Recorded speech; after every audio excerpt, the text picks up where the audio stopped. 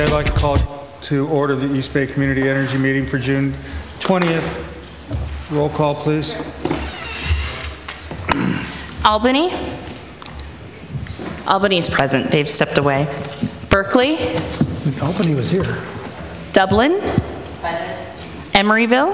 Present. Fremont? Here. Hayward? Here. Livermore? Here. Oakland? Piedmont? San Leandro? Here. Union City? Community Advisory Committee? Present.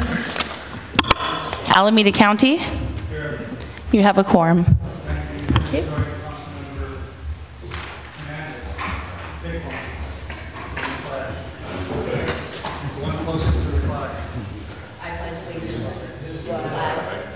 United States of America and to the republic for which it stands, one nation, under God, indivisible, with liberty and justice for all.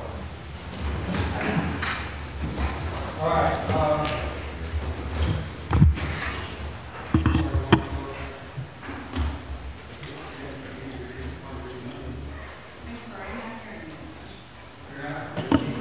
right. Do you want to read something in for the closed session? One case, significant exposure to litigation pursuant to paragraph 2 of subdivision D of California Government Code section 54956.9. One case. We are now going to closed session. We will be back.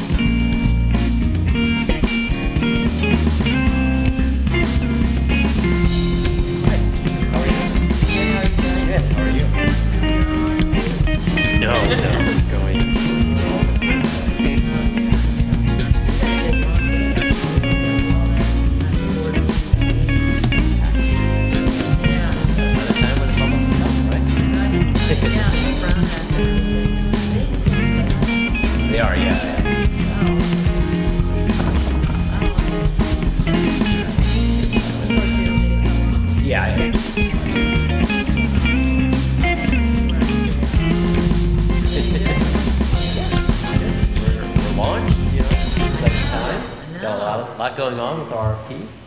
Wow. Yeah. So you did you find the director of insurance? Because I kept guessing who it was going to be. Yeah, starting up next week. Is it public with the name? Anybody I know? 'Cause I don't think so, but I don't know. oh, okay. Because I found well, I don't know everyone that you know. well, it's Your individual hasn't noted. No. well, it's always that. It's like either industry's so tough. I don't know you. So no, it's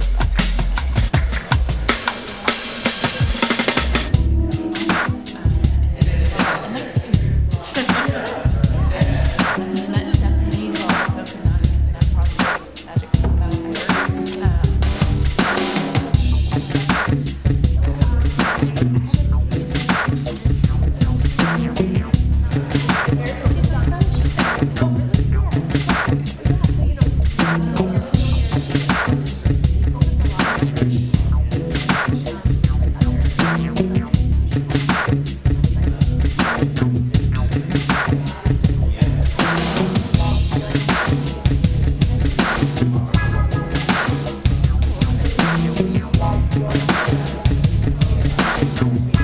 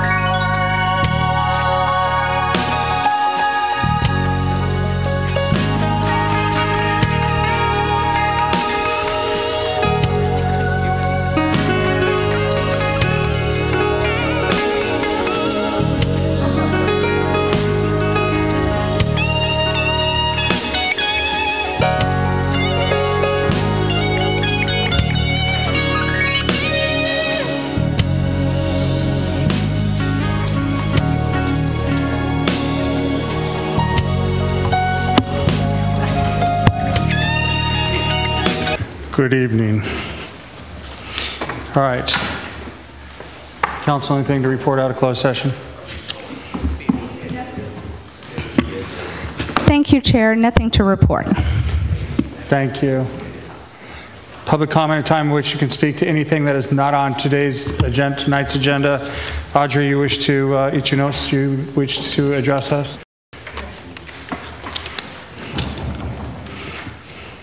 Yes, I guess you all know about AB 813, and some of us went up to Sacramento on Tuesday, I guess, and the bill was passed out of committee. That's the Committee on Energy, and so it's worrying. So I'd like to make just a few points. It's such a complicated issue. I mean, many facets to it. But of course, the one that should concern us most is how it affects a CCA like us. And from, regionalization will not promote local clean energy development. In fact, it disincentivizes this kind of development. One of the things that I noticed about all of the people who at least stood up in favor of the regionalization were the larger organizations, National Resource Defense Council, Union of Concerned Scientists, not the sort of card-carrying scientists, but the larger organization. And there were fewer of us on the opposing side, and we were more local. And it's kind of understandable that, the more local organizations had a harder time getting there. So regionalization is not the answer to curtailment, if indeed that is the main argument. I suspect it's not. Really, a much more sensible and forward-looking solution is local development with battery storage, energy efficiency, all of the things that are in the local development business plan that we all have been working on. So I just want to apprise you all of where this stands. So the bill is still alive, and we all have to be vigilant, I think. Thank you very much.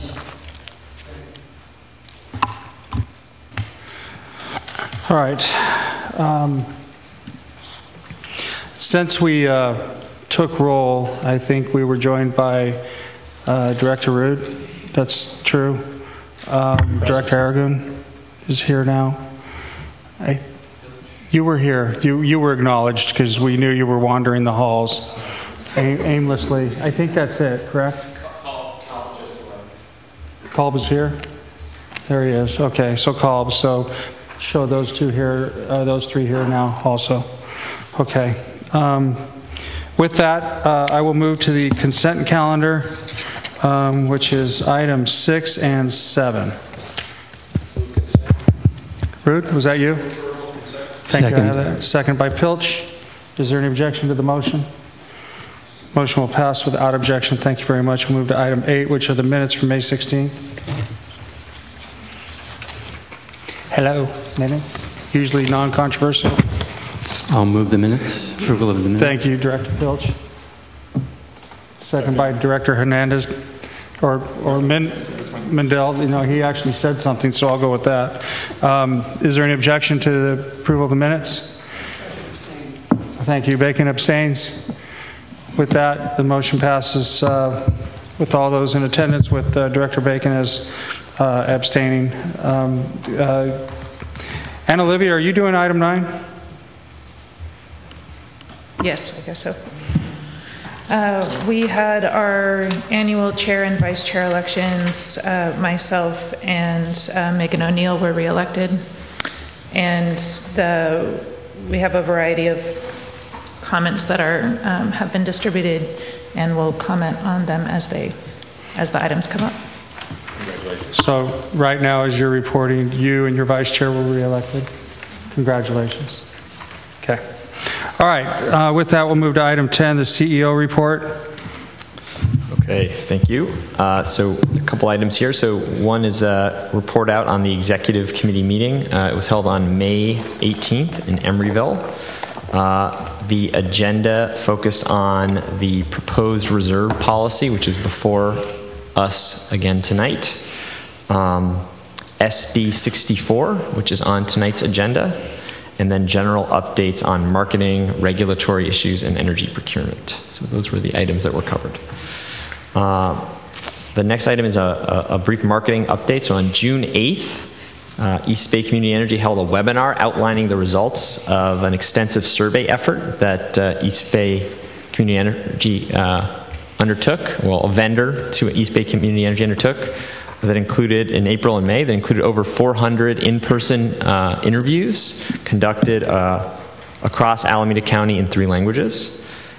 This webinar also covered numerous elements of the proposed Phase 2 marketing plan, including the decision to name the third product, the renewable, 100% renewable product, Renewable 100. The presentation is attached to this item for your reference. We will have a more in-depth review of the webinars at the executive committee meeting, which is next Friday, a week from Friday. So there will be a more in-depth discussion of the survey results and the draft marketing plan at that time. The next item is an update on opt-outs. So as of June 13th, we've experienced 401 opt-outs. That represents 0.72% of accounts and 2.11% of load. What that really reflects is that we have had some relatively large customers opt out. That's why you have, more load than you have total customers. We are now nearing a point where we can share a more detailed breakout of this information. The challenge that we've had up to date is what is called the 15-15 rule. So if you have 15 accounts that represent more than 15% of load, you cannot show them. It's sort of a breach of confidentiality rules. But we're now reaching the point where we have most cities have more than 15 opt-outs, so we can share city-specific opt-out results. Okay, so the question is this enough? Is this sort of a level of information that's helpful, or would you like more specific information about the opt-outs in Emeryville or Union City or Hayward? That's just a general question for the board about information presentation. I personally would like to see who's opting out. Okay. Because I'd like to know where not to shop. Yeah. Okay. Well, we will not be able to tell you the specific customers that are opting out. Well, I know one of them, and I actually spend a lot of money there, so maybe I just don't go there anymore. Okay. Okay. I don't know. Anybody else? More details. Good. So whenever it's legally possible to give us the information, we want to see it. Great. We will do that, and hopefully we'll create some nice competition among the board members to see who's doing better than others. One question, Mr. Chair, if I may. Go ahead. Do you know how many of the top 200 customers that were being individually targeted were in those 400 who opted out?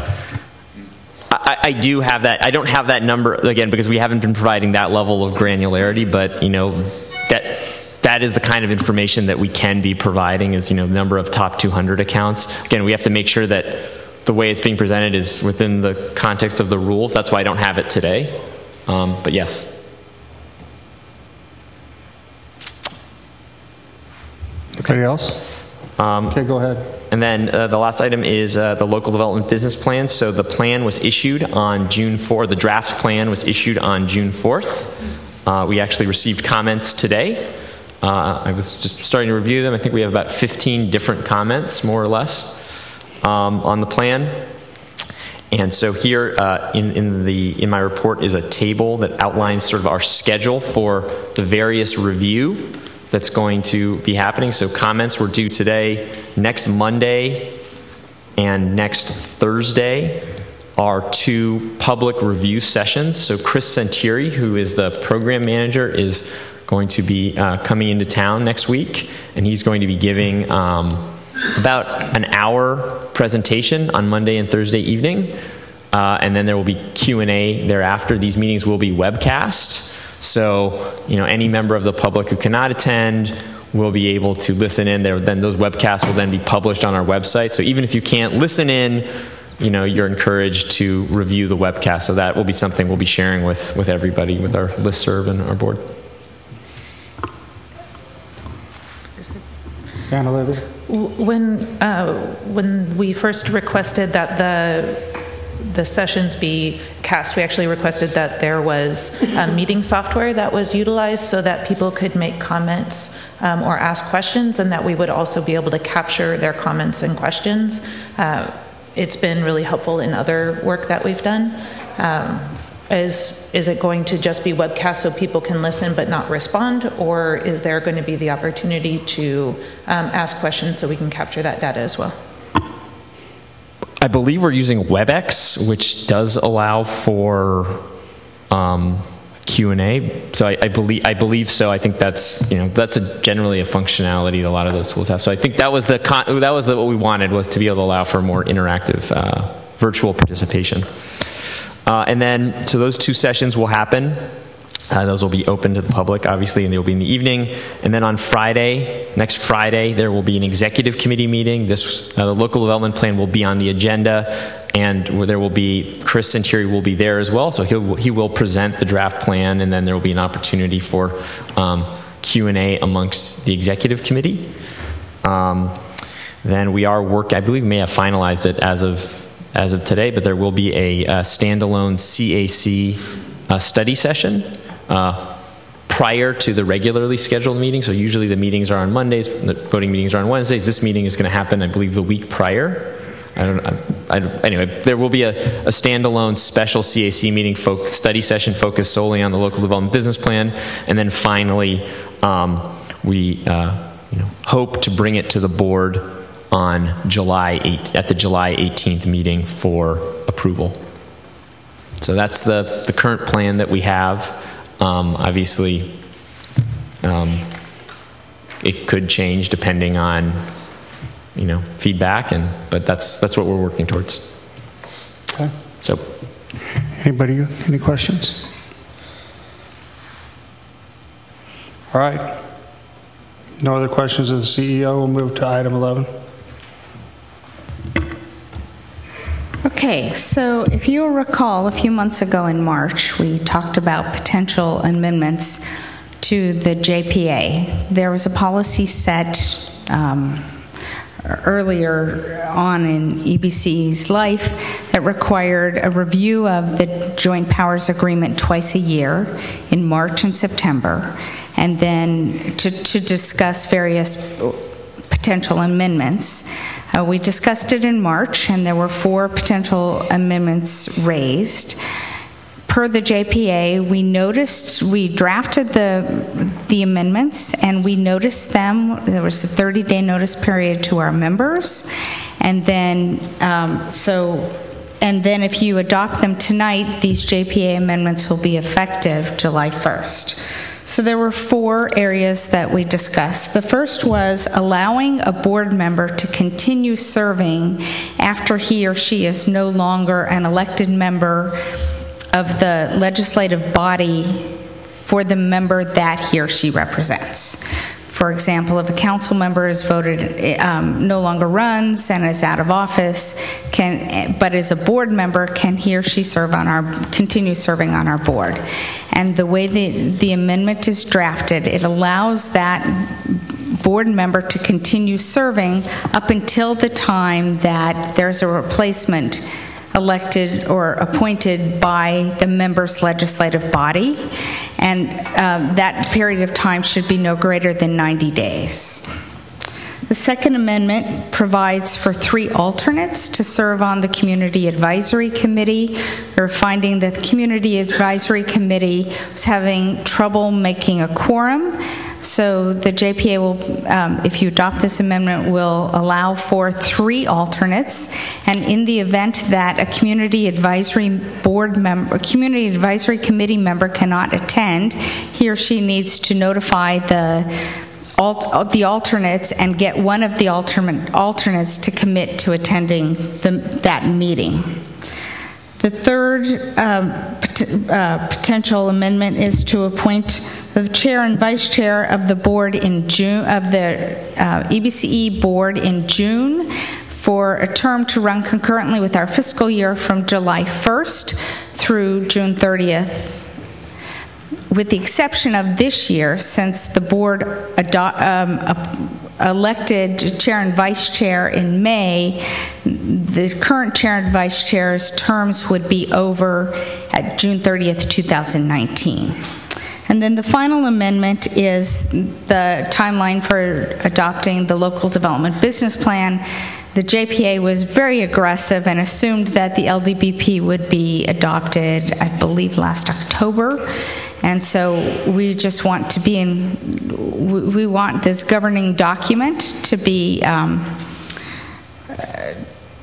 we want to make sure that we comply with the governing document. So in this case, we're amending it to remove that timeline for adoption of the LDBP. But as you heard from Nick just now, our intent is to bring it to the board for a vote in July. So I'm happy to entertain any questions. Questions? Rude? Yeah, just a point of clarification. Attachment 11B has 2 different versions of its second page, at least in the online version of the packet. I can't tell what the difference is between them.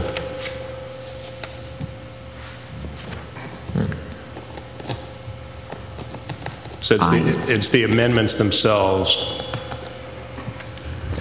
I only have the amendments. I'm sorry, I'm not looking online. Okay.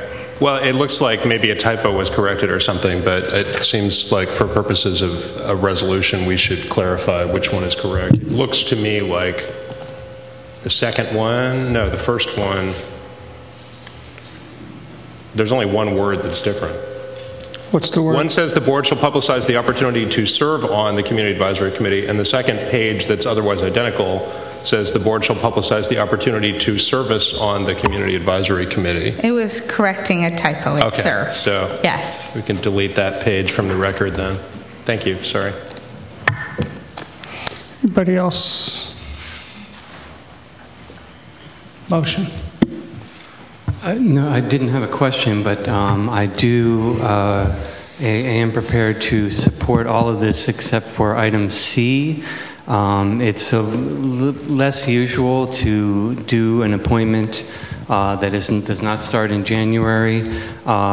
If we do so, we end up with a situation where certain council members or mayors may only serve 6 months because they are either termed out, or allowed to serve 6 months because they either termed out, or they don't run for re-election, or they run and do not win.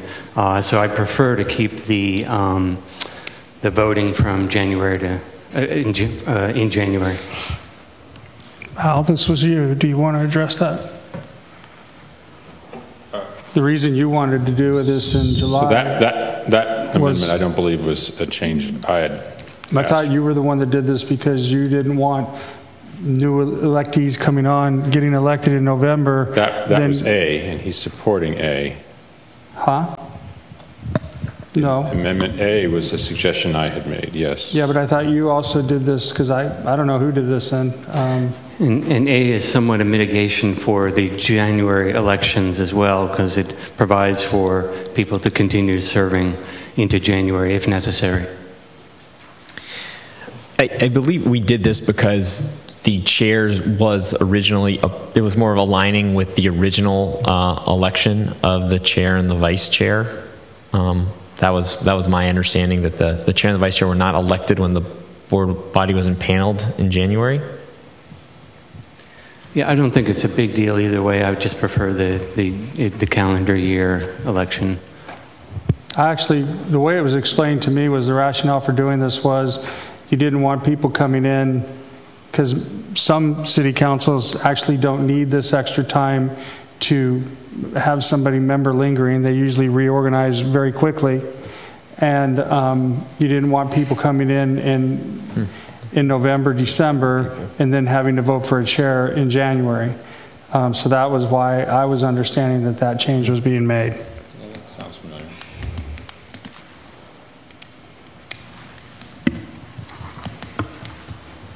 So there's a motion, but what's the second? I don't, he moved everything. Did you move everything but C? I would, yes, move everything except for item C. I so move. Everything but C? Correct. Is there a second to the motion? Motion fails, I guess. I move all the proposed amendments. Thank you. Second. There's a motion and a second. Is there any objection to the motion? Motion passed without objection. Item 12.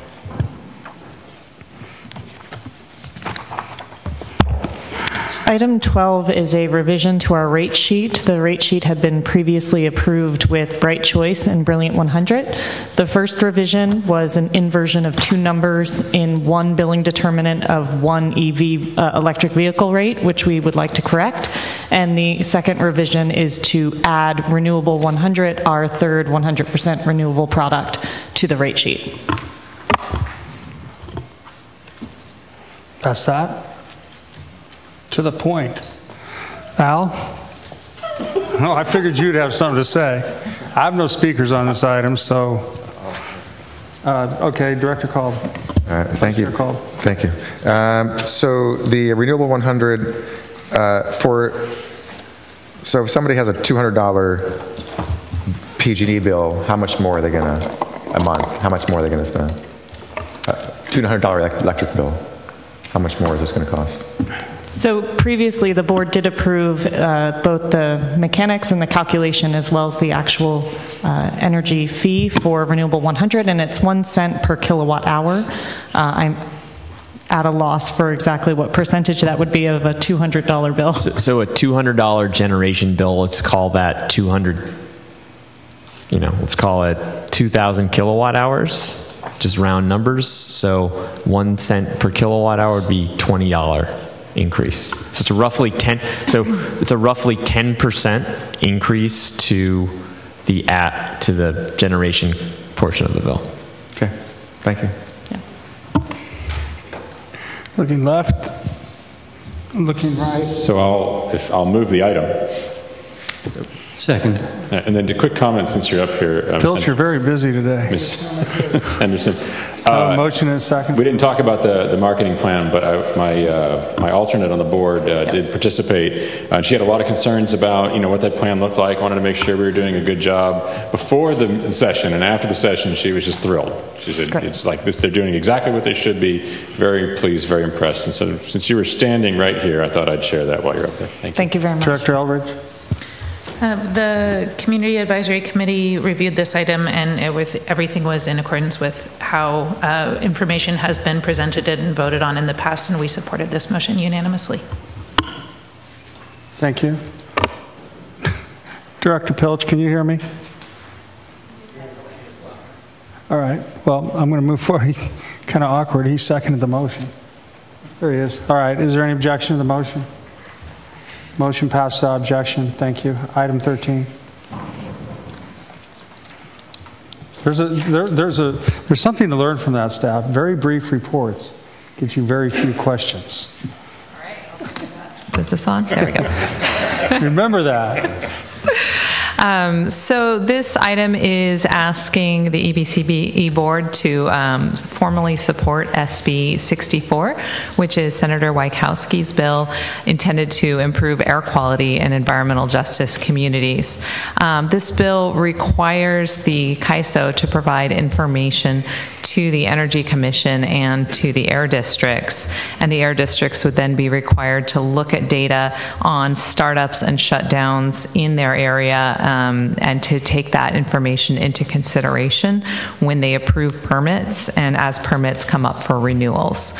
They're supposed to prioritize environmental justice communities. So the idea is if you can limit operations and cycling in the most impacted communities on days of poor air quality, one should do so. And the bill does provide that if the units are needed for reliability, then that's kind of an override function.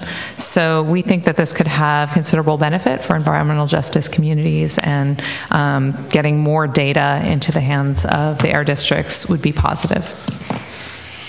Thank you. Questions? Director Aldridge?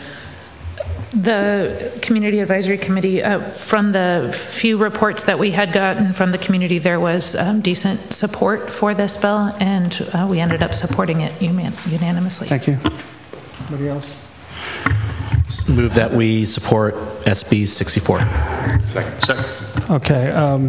Sorry, Colby, you lost to Rude. Moved by Ergen, seconded by Rude. Is there any objection by the motion? Motion will pass the objection. Thank you. Item 14.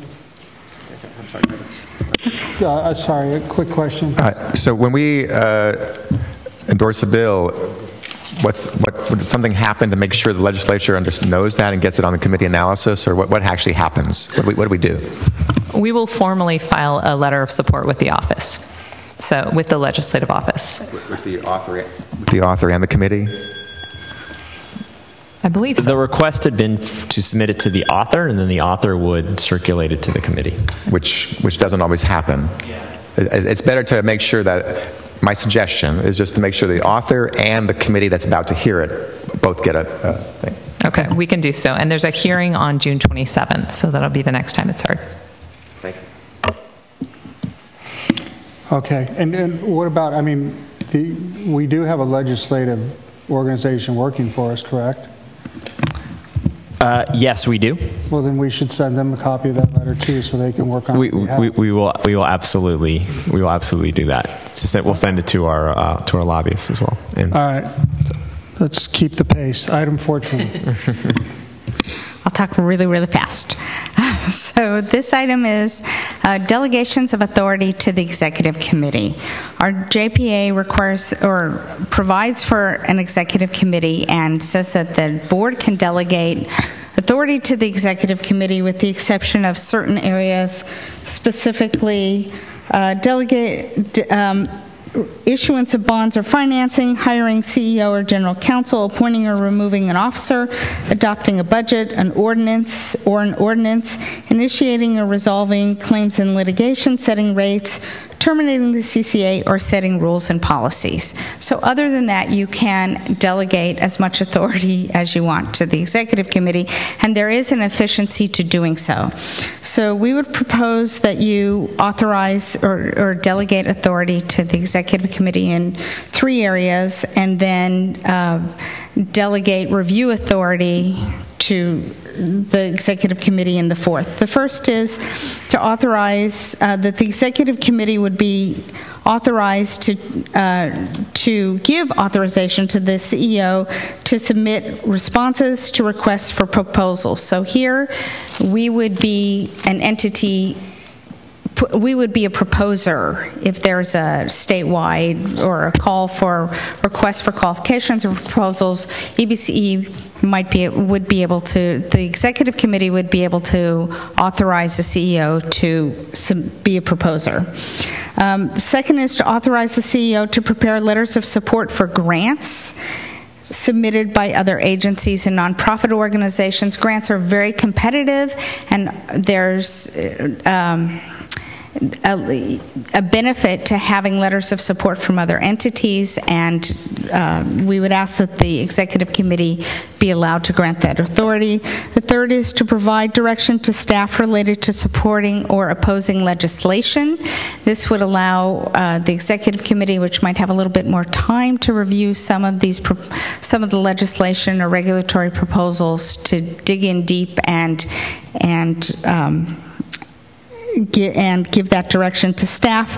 And then the fourth is review operating policies and procedures and make a recommendation to the board.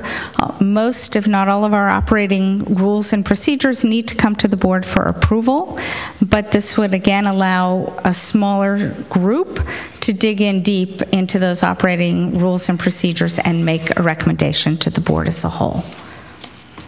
And I'm available for questions. So I'll jump in, and for the most part, I don't have problems with many of these, but the executive committee meets almost as many times as the board, and I don't know why the board can't discuss the legislation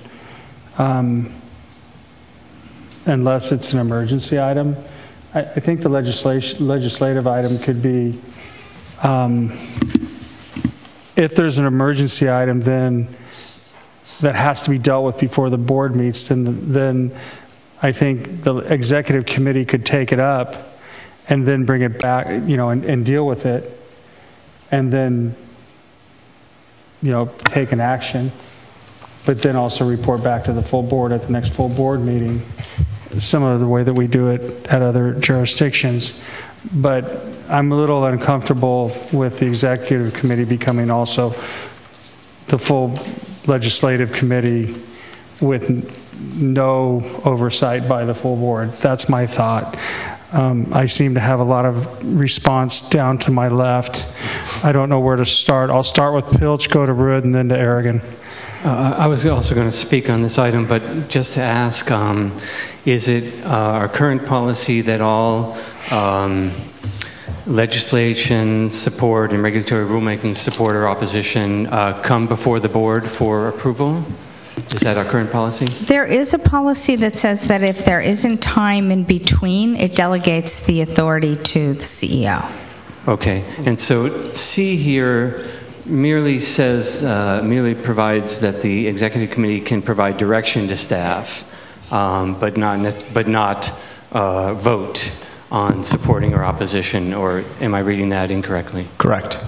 Okay. So this is not, this delegation would not be an explicit, if you want to take, let's take the example of SB 64. This delegation would not be a delegation for staff to take the SB 64 support letter to the executive committee for approval. It would be delegating to the executive committee to direct staff one way. That we have SB 64, we don't have a view one way or the other. What direction? Let's discuss and take direction. There might be some direction. Say yes, we think a support position makes sense. Then we would take that direction. Or if there was no, in the case that you have to take action between full board meetings, that's an opportunity to take input as to sort of what position staff should take. So as long as most approvals come back to the board, I was comfortable with this item. Right. I was just going to point out that the way Stop Waste does it as a point of reference is that there's kind of toward the beginning and then around toward the end of the legislative session, there's an item for the full board about all the bills that staff is recommending the organization take positions on, some of which are done at the director level, some of which are brought to the board, but generally there's sort of a watch list going into the session and then another one coming out, and that seems to work fairly well. Aragon? So I remember the bill regarding regionalization. Staff made a presentation to the executive committee on that prior to it coming to the board of directors to get input on that. So I think that practice of important bills that you would like to get input on from the executive committee prior to bringing it to the board of directors is a practice that we should continue. With respect to there's a time-sensitive need to take a position on the bill because obviously there's guts and amends that come forward or things happen very quickly in Sacramento, and there needs to be a quick decision made that is within your authority under the policy that we adopted previously. If there's a way to build in executive committee input as well, that might be something like the chair suggested to consider. So, okay. Mindell? So building on Director Rood's point, I think one of the things we want to do in the medium to long term is probably develop a set of guiding principles that the entire board could sort of approve and say, here are certain things that we want to protect at the legislative level, the kinds of things that, you can sort of predict what those might be. We come to an agreement, we debate them, and we say, if there's a bill that comes up that, falls under one of these categories that we've already sort of taken a position on as a board, then the CEO has authority to move forward, and the chair, rather aggressively with letters and whatnot, because they're sort of pre-approved to fight against or for certain measures. Obviously, we don't want to do that tonight. That's a sort of a longer term thing, but that would eliminate many of the potential, topics that might need to go through something at the executive committee on an urgent basis, right? I think we may try to bring a policy document for the July meeting, understanding it's going to be a packed meeting with the local development business plan, but at least that way, going into August, there's some clearer, which August and the very beginning of September, which is really when things start moving very, very quickly in the legislature. So we'll take that as a to-do. If we can execute on it, that would be great, because then we would get more clear direction around policy principles and guidelines. So, Mr. Chair, on another point on this. So, I know that we have a legislative advocate in Sacramento. We approved the contract several months ago, and then we have staff in-house that's helping with legislation and regulatory affairs. I think it would be helpful to not only get some report about where is the progress of those bills that we've taken positions on in Sacramento, but also I agree with what other directors have said. If based on the legislation that affects the interests of this agency, if staff can develop a list to bring to the board with their recommendations on an annual basis, I think that's a good process, similar to what's done at the Alameda County Waste Management Authority. So just a few suggestions. Thank you. And Olivia? In the Community Advisory Committee's efforts towards really looking at what our priorities are, what are the priorities of the board to hear from on the CAC, one of the things that I have consistently heard is around direction for policy and these kinds of things. So while we do completely support staff's recommendation, we do feel that the legislative and regulatory rulemaking point should have public review, especially as it affects each of our communities, and also felt more comfortable if it came before the CAC and the board. Okay, so then what do y'all want to do? I'll move the staff recommendation, including all 4 items. Okay. Second. Was that Pilch or Rood? Okay, got a second by Rood. Motion by Mendel. Is there any objection to the motion? Motion passed without objection. Item 15. You've seen this a couple times now. Yep. So this is the budget. It is unchanged from last month's meeting, but for the addition of a mid-year review. So there had been some discussion around in the December-January timeframe coming back when we actually have actual numbers, actual revenue, actual energy expenses, and actually be able to say, this is how we're doing. Right now we're operating really totally on a forecast basis. So this budget assumes 10% opt-out. So far we're seeing that that's not going to be where we're at. So we do include a mid-year review, at which point we can evaluate a variety of things. I think the major item that I would expect would be really ripe for evaluation at that point is the level of local development expenditure. Right now, again, we have a placeholder number. Once we approve the local development business plan and we start actually having the implementation timelines of the various activities that are approved there, I think we'll have a much better sense of what the budget should actually be. given how quickly we're going to be able to ramp up activity to spend money. Questions? Yeah, Thomas. Thanks. That's a pretty clear explanation, but for the city of San Leandro, I just need to put this out here because the city of San Leandro and our team at San Leandro has a question directed towards you, which is how PG&E's June 1st Energy Resource Recovery Account filing at the CPUC affect our budget line item of cost of energy, especially of the PCIA rates in this filing will ultimately go up. So that is an uncertainty that we have to face. So the PCIA is probably it is the variable that we have the least control over. Right. We have a forecast of the PCIA in our budget. I think we're forecasting a 10% increase in the PCIA. What we have historically seen is pretty significant divergence from the ERA forecast to what's actually adopted. So we're obviously watching it closely, and we're building in buffer in places where we feel like we can, to ensure that if the PCIA somehow moves against us, basically if PG&E rates go down and PCIA goes up, that's going to have a detrimental impact on our finances. So we feel like the approach we've taken with our budgeting is a conservative one that will be able to weather a reasonable change in PCIA. Obviously, if the PCIA reform that's happening at the PUC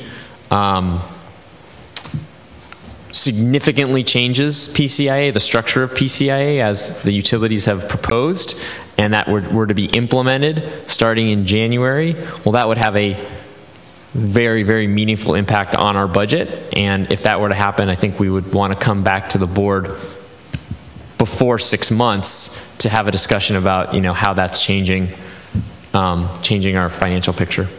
Okay, great. And then lastly, at San Leandro, we'd like to know pretty much the city would like to have a better understanding of the assumptions that resulted in the 42 million contribution to the reserves based on the revenue. So that 42 million is, let me just pull that item up right now. Sorry. Okay. That's the end here. So it reflects the 3 levels. So we have 4 in our. The next item is our reserve policy. There are 4 distinct reserve categories that are being proposed. For this budget year, we're proposing allocating to 3 of the 4: financial reserve, rate stabilization, and collateral reserve. So these levels are assuming we are making contributions to the reserve that reflect the max that is contemplated in the reserve policy. So 35 million for financial reserves reflects 10% of revenues. That's required by the bank too, right?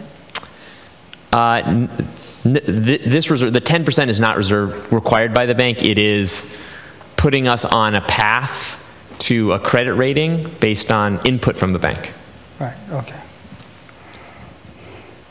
Okay, anybody else? Pilch? I just wanted to say that I appreciate the presentation in our packet and all the detail, and in particular I appreciate the ongoing comparison with other CCAs. It's very helpful in figuring out whether the details make sense, so thank you. Okay, anybody else? Anna Olivia? So the CAC was strongly in support of the concept of a mid-year budget review. We did note that in the proposal, it has the date for that review as before December 31st, and that could end up being kind of challenging with residential rates residential customers rolling in November, and so us not getting their first bill until December. So we might not actually have a very strong concept of the residential opt-out rates at that point. We don't have a recommendation on it, just to be aware that that date maybe needs to be a little bit flexible. And are hoping to have a public workshop prior to the hearing on the budget, so we can get an idea and the public can get an idea about what are these opt-out rates, how has the PCIA changed, where can we put, like, do we actually have extra funds that we can put into the local development business plan or not, that kind of thing. So, and there are two positions that, if possible, it would be great to start a little bit earlier. The local development business plan development director and the program director are slated to start in Q4 of 2018 and Q1 of 2019, and if they could be brought on to manage funds earlier, it might help address the staff concern of it being difficult to spend the LDBP funds prior to the end of Q2 in 2019. Jessica Tovar.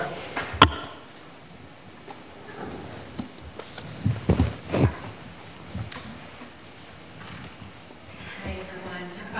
So on behalf of East Bay Clean Power... Can you hear me now? Yeah. Okay.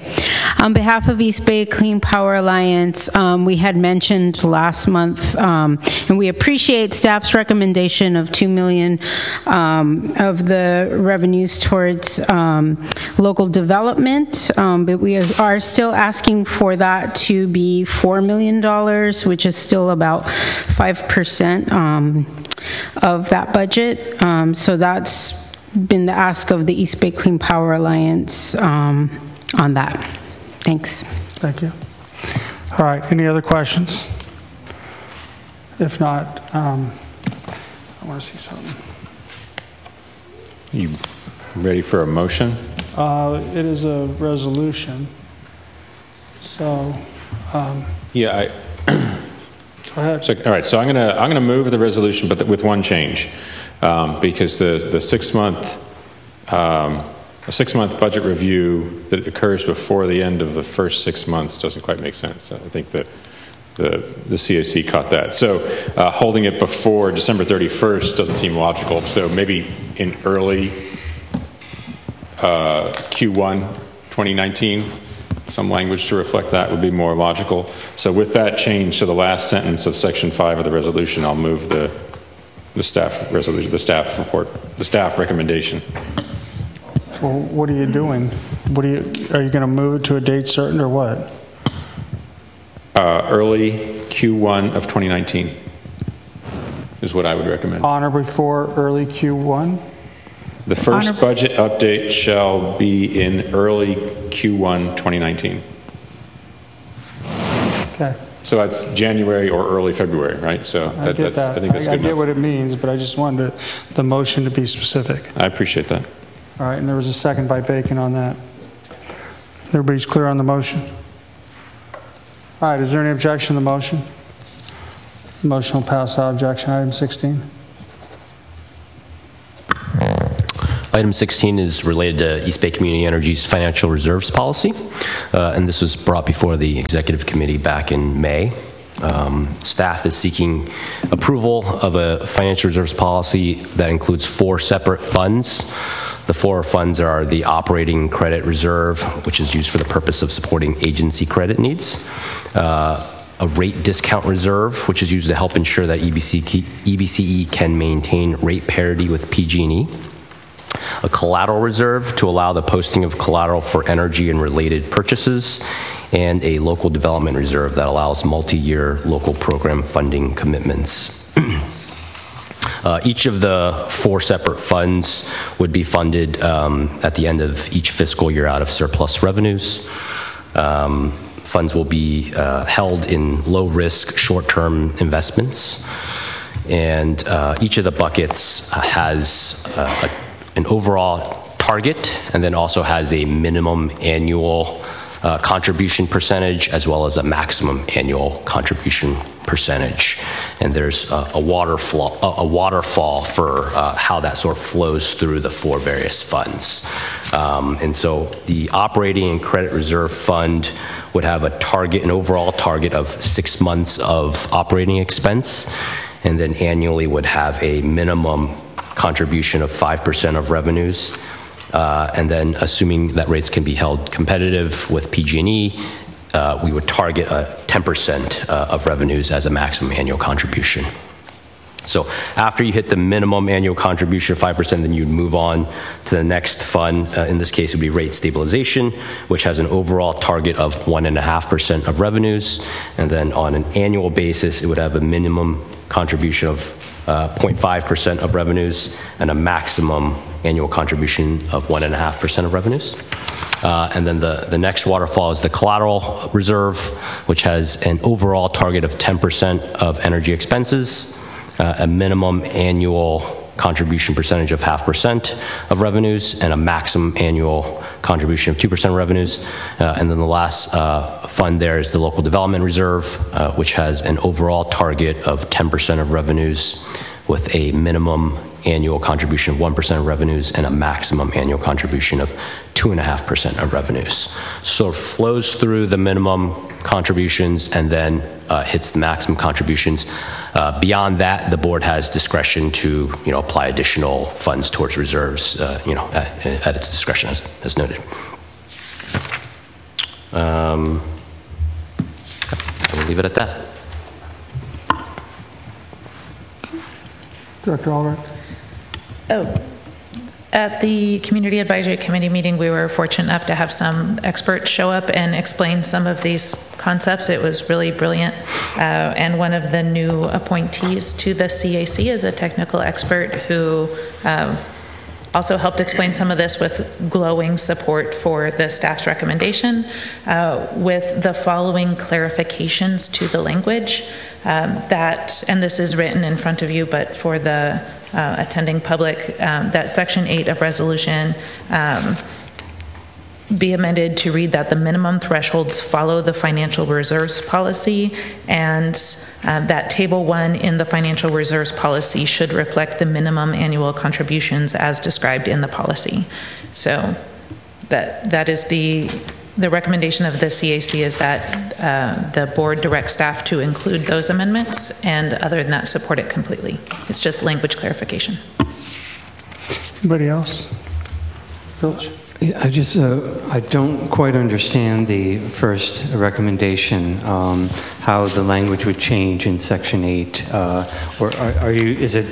It's not changing the intent, it's just clarifying? Okay. And then a clarifying question for staff. Director Mendel. Thank you. So this is sort of the default guidelines, minimum and maximum, if without any board action. Obviously, you can correct me if I'm on track here, the board could take action at any time to adjust these numbers up or down, below a minimum, above a maximum, if we so choose. But if we don't take action, this is sort of the automatic waterfall that will occur with surplus funds. Is that a good description? Yep, that's correct. Okay, yes. Thank you. Director Cobb. Thank you. So I'm looking at the reserve fund contribution waterfall. What happens if after we already put some money in to these 4 pots, I guess we're calling them 4 pots, 3 pots, 4 pots? 4. And then it says here at the end here, at the end of each fiscal year, contributions to the reserve funds shall be subject to the waterfall, where surplus revenues should be allocated to reserve funds as follows. And then it's suggesting that it's in the same order. Am I reading that correctly? Yes. So you work your way from it's sort of in that sense, the prioritization. So you work your way from collateral reserve to rate stabilization, or from credit reserve to rate stabilization to collateral to local development. Then you start at the top again, and then you fill the credit reserve to its maximum. So you fill each of them to their minimum, and you start at the top, and then you fill credit reserve to its maximum, and then rate stabilization to its maximum, and then collateral to its maximum, Right. and then. So you're going through them twice. Mm-hmm. Yep. So I guess the question is, I get the first round, going through them once in that order with the minimum amount to put in. I'm wondering if the order, in the second round, really should be the order that you're identifying. I mean, I can make the case that in that second round, local development should be the first pot to look at. So credit reserve, of all the reserve categories that we're creating, credit reserve is the reserve that has been identified by the rating agency as the one that they look at for the purposes of rating you. So given that, in our executive committee meeting and, what we've now seen with MCE getting a rating, that is a priority. We prioritized filling the credit reserve ahead of others. Rate stabilization then is, the value proposition of EBC among a variety of things includes offering customers a savings, and so making sure that there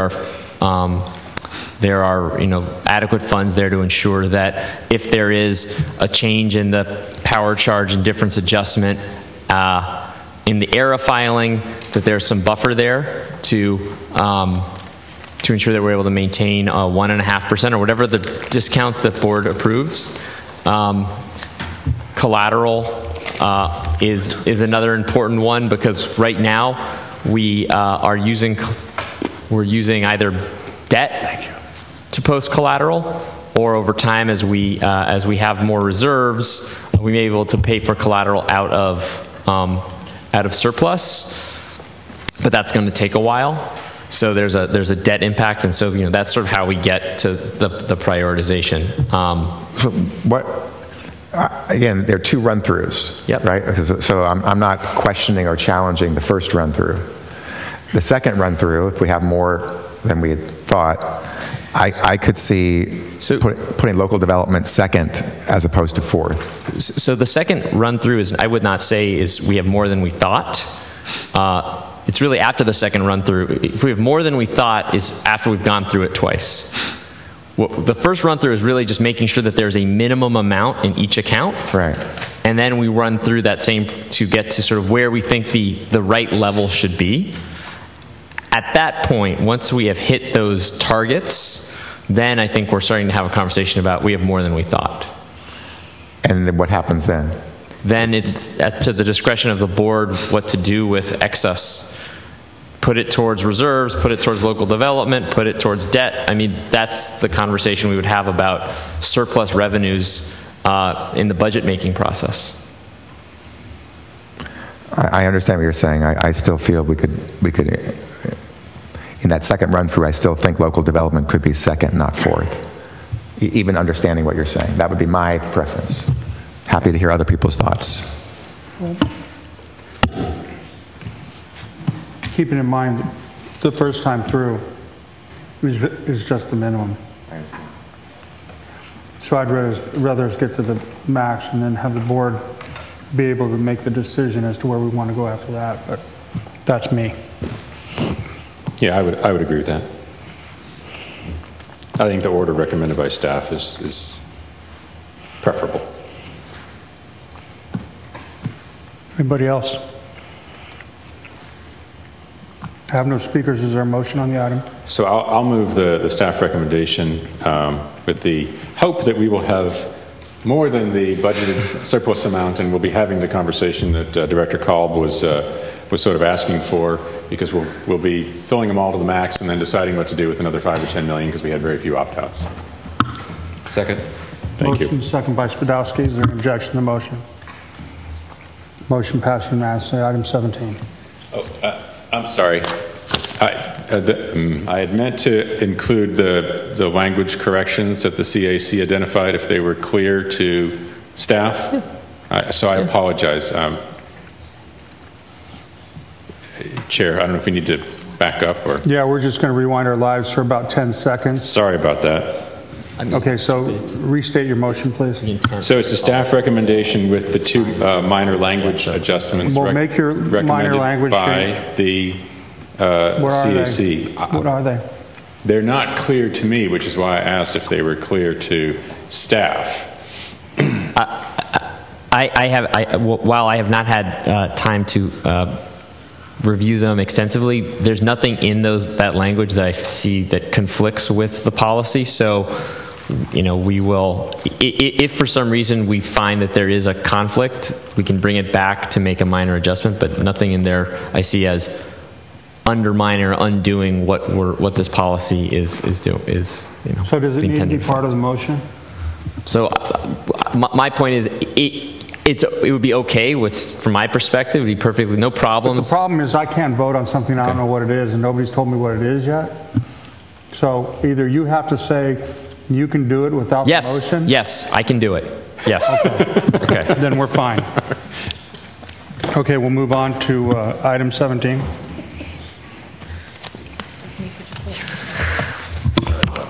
That's all right. Item 17 is asking the board to address requests from 3 member jurisdictions to select a different enrollment service at mass enrollment for their residential customers as part of phase 2. In one moment, we will have some slides. But you will recall that back in March, we had a similar discussion about phase 1. The standard default product at mass enrollment is Bright Choice, our sort of standard offering that comes at 1.5% below the PG&E generation rate. For their commercial customers, both the cities of Hayward and Albany, thank you, asked that their customers be defaulted onto to Brilliant 100. In preparation and the assumption that this discussion would continue for residential customers in phase 2, we worked with the board as well as the city staff to give them a timeline and ask that they bring forward these requests by the beginning of June. We got 3 requests from 3 different jurisdictions. So the city of Albany is requesting that their residential customers, all of them, be defaulted onto Brilliant 100. The city of Hayward is asking that most residential customers are defaulted onto Brilliant 100, with the exception of those customers that are participating in low-income programs such as CARE, FARA, and medical baseline allowance, which are programs that are the application is done through PG&E, and those discounts continue to be available to EBCE customers. And then lastly is the city of Piedmont has requested that most of their residential customers be opted into the Renewable 100 product, and that those customers that are on the low-income programs get enrolled in the Brilliant 100 service. And I think I just basically said all of this. So there are some operational items that this impacts. We will need to update our terms and conditions so that it is clear to all of our customers which jurisdictions are being enrolled in which products. This is a document that the board approved previously, so we have attached an updated terms and conditions for your review.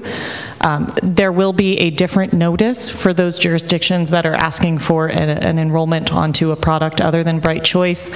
We will have details of this information on our website and in select marking collateral, but I do want to note that about 88% of our residential customers will be enrolled in Bright Choice. So the standard messaging on our broad marketing will continue to be aligned with a Bright Choice enrollment. And then, of course, we will train the call center that SMUD is running to make certain that those call center representatives are prepared to speak to different customers about which products they're being enrolled in. Some of the impacts, it is potential that we could see increased opt-outs. Again, we only have one other data point from all the CCAs for residential customer enrollment. This is yet to be seen. There could be some additional costs from SMUD. We are throwing a lot of changes at them for phase 2. We're adding a 3rd product. We're doing different enrollments. We are working through that process with them right now.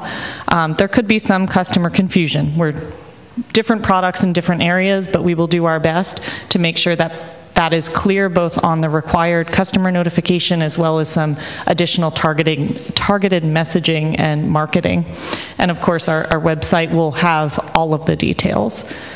The resolution before you tonight asks for you to give staff the direction to implement these requests from the cities for the different enrollment products, approve the terms and conditions of service, and then also to delegate authority to the CEO or his designee to make minor adjustments to the terms and conditions to essentially follow whatever decisions the board makes, so that if the board decides in one meeting to do something, we don't need to bring back the terms and conditions to just implement that decision, that staff would have the authority to carry through that decision into the terms and conditions. Questions? Comments? I am concerned about the opt-outs. And I mean, I don't know what to say. I feel like we're kind of stuck. I guess to the communities that have elected to do this, I mean, did you have a public hearing? Are you confident that your community is going to stay with this? Go ahead. I can speak for Albany. We've had, I can't speak for the entire community, but we've had a number of people working behind the scenes and in public hearings speaking out and sending us letters in support of opting or having the default product be Brilliant 100, both for commercial and residential. Quite a number of people have been working for months to convince the City Council to do this. So I think we do have a lot of support in our community, and it seems like in doing that for the commercial customers, that has gone pretty darn well. So yeah, I'd say we're pretty confident. Dr. Rood. Our public support was overwhelmingly in favor of the default being 100% renewable, and it was pointed out in that process that the difference, the 1 cent per kilowatt hour for the average Piedmont residential customer is $6 a month. And since we had a climate action plan goal calling for us to do exactly this, make 100% renewable the default option, we felt very strongly that we wanted to carry that forward, and the community support appeared to be very strong behind it as well. Okay. Good. Okay, thank you. Jessica Tovar.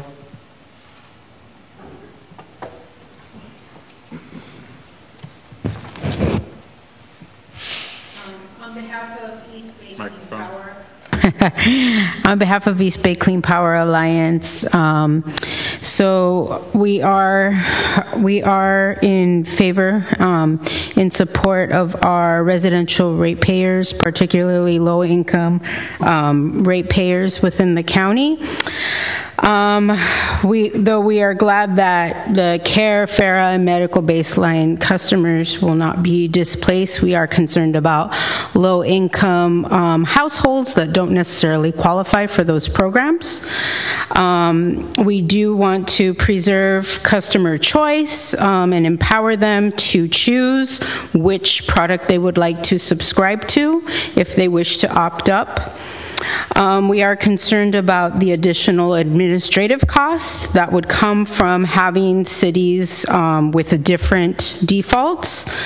And we are concerned about opt-outs and wanting to really emphasize just, again, going back to educating and giving people the opportunity to make a decision, the best decision possible for their household. So that is our position, especially for residential customers. I kind of wanted to add that I know that some cities want to make, a statement, whether it be climate or kind of promoting, renewable energy. I think it would be smarter and maybe more exciting if there was kind of like a opt-up day that a city could do to encourage their residents to do that instead of doing this overall in the way that you're approaching it. And I think about that because you're moving forward as an entity, East Bay Community Energy together. It just would make sense if you launch in the same way together. That's it. Thank you, Jessica. All right, any final questions, comments? With that, I'm fishing for a motion of some sort. Move the staff recommendation. Red. Second. Mendel. Is there any objection to the motion? Motion will pass without objection. Item 18. Item 18 is related to East Bay Community Energy's Integrated Resource Plan. This is an informational item, so I'll provide some information and background on the IRP guidelines and compliance requirements and discuss EBC's approach to developing the CPUC IRP. We'll separately be bringing the actual IRP for approval in July. The CPUC issued a decision on February 13th of 2018 that requires EBCE and all other CPUC jurisdictional load-serving entities to file an integrated resource plan with the CPUC by August 1 of 2018. This also requires CCAs to get approval from their board before submitting to the CPUC. It's worth noting this is the very first time that CCAs are being required to file an IRP with the CPUC. So it's sort of this is sort of seen as an initial sort of go around at it, where there will be a lot sort of discovered and learned both by the load-serving entities as well as the CPUC through this process. And this was something that will be required every 2 years. The CPUC will aggregate all of the various IRPs from load-serving entities as part of their planning process, conduct some modeling and analysis, and ensure that in aggregate, plans are meeting the state's energy policy objectives and reductions in greenhouse gases. As part of the IRP process, LSEs must detail their process of developing the plan, their projections in their load, as well as projections of their portfolio content. And they'll have to clearly identify any new resources that they're investing in to meet that load. LSEs are allowed to provide multiple portfolios, but they must identify the one sort of preferred portfolio that they're putting in front of the CPUC to incorporate into the planning processes.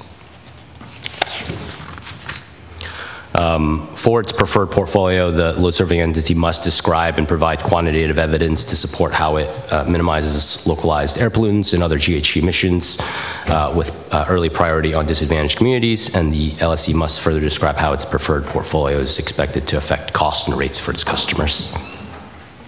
So given the sort of short amount of time for EBC to prepare this material, in particular in light of our recent launch and where we are in terms of our early procurement processes and early stages of long-term power procurement planning, staff is recommending that we view this IRP requirement with the CPUC as primarily a compliance document, one where we'll forecast EBCE's renewables content to be roughly 5 to 7% higher than the RPS requirement that the state mandates, and then carbon-free energy content of around 90%. Again, this is in line with kind of where our Bright Choice and Brilliant 100 products are today, and we would view that to be sufficient in meeting the compliance requirements set forth by the CPUC. We feel that it's better to use additional time here through August, through September, to properly engage with our local communities, with the board, as well as incorporate very valuable and critical information from our active RFP solicitations that are open right now. Take that back and look at our midterm and long-term power procurement planning processes more fully, and then come back to the board with recommendations later this year that really look out kind of beyond this initial short-term period with more targets that fully incorporate the thoughts of the community in the process. Whereas in this particular CPUC IRP requirement, the time frame is tight at this stage to get something together that allows us to engage with the community in that manner. I'll also note one of the challenges we have is that these requirements were only finalized in March. So there's really, and there was a lot of uncertainty around what the requirements for this IRP would be. So the commission is not really giving CCAs generally, but particularly CCAs that are new and doing lots of other things, much of a chance to describe what our portfolios will actually be. In some sense, it seems more of like a compliance exercise. So that's one of the challenges that we've had to face, is just they have only effectively given 4 months, 5 months. So we'll see this in like September, October? So I think that our plan would be to bring what we view as the kind of more fully formed integrated resource plan that includes, where what we think the targets for 2024, 2025 for carbon and green renewables should be, yes, in that October, November timeframe. That will allow for public participation. We can hold workshops. We can walk through sort of some of the analytical methods that we're using to do the analysis. We'll have real contract prices from real projects to sort of inform how far we can go and how fast. Okay. Any questions? Are there any compliance concerns with going that route, or is it just... No. Okay, all right, then that's fine. Jessica Tovar.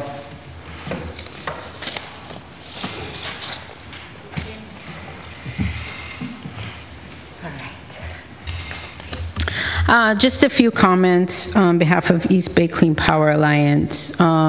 Folks want to see if they can weigh in on a draft of the integrated resource plan and maybe have a week comment period.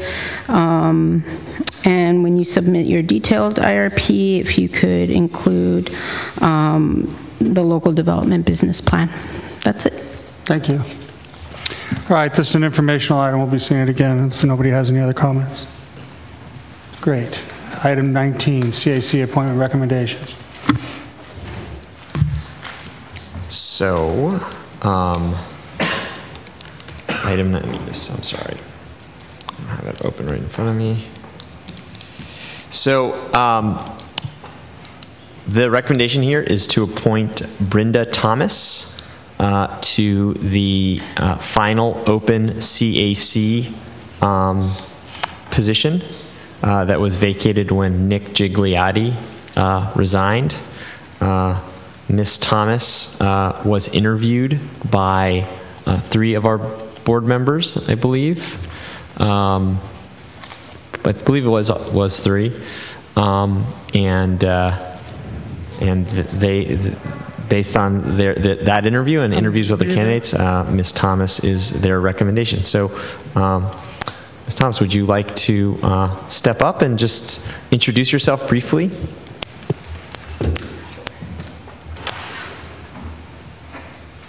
Hi, my name is Brenda Thomas. I am a data scientist by profession, but I also have a PhD in engineering and public policy from Carnegie Mellon and a lot of data science experience in the energy industry. Thank you. And you are a resident of? And I am a resident of Fremont. Yes, thank you. Okay. Fremont is happy to have you here. All right. Is that a motion, Bacon? Sure. Second. All right, seconded by Call. Do you have a question, Pilch? No. Okay, all right. Actually, I have a motion and a second already, but I appreciate the spirit tonight. You've been helping move this meeting along. I'm going to try to move it a little faster. Is there any objection to the motion? Motion passes without objection. Welcome aboard. Thank you. Congratulations. Any board member comments? All right, staff member, including any staff member comments? The only announcement is we have a new team member joining us next Wednesday. His name is Bill Herr. He's joining us as our Director of Power Procurement. He is coming from the Sacramento Municipal Utility District, so I look forward to introducing him to everybody here. Great. I have one. It won't take long, though. Okay, I said this at the executive committee meeting, but I want to repeat it here since there's more folks. I've been really impressed by the quality of work that is coming out of the staff team. Very impressed with the people that I'm getting to interact with at the executive committee and here. It has given me a great deal of confidence this is going to go very well. And obviously it's a new venture. There's always risk involved in something like that. But in looking at our staff team and listening to them and getting to work with them, my confidence grows with every meeting. So thank you to the entire team for all your efforts. I really appreciate it, and I hope that everyone is sharing my level of confidence. This is going to be a great first year. Hear, hear. Yeah, I would agree with you that we do have a great staff assembled, and I would say that I've really enjoyed working with this board, but I can't help but tell you that as we get ready to send the bills out, I'm getting a level of anxiety, but we'll be fine, I'm sure. We will. We better be, Nick. So with that, we are adjourned until July 18th here in this building. Thank you. And if the board members can please leave their claim forms at their seats once they've completed them, I will collect them.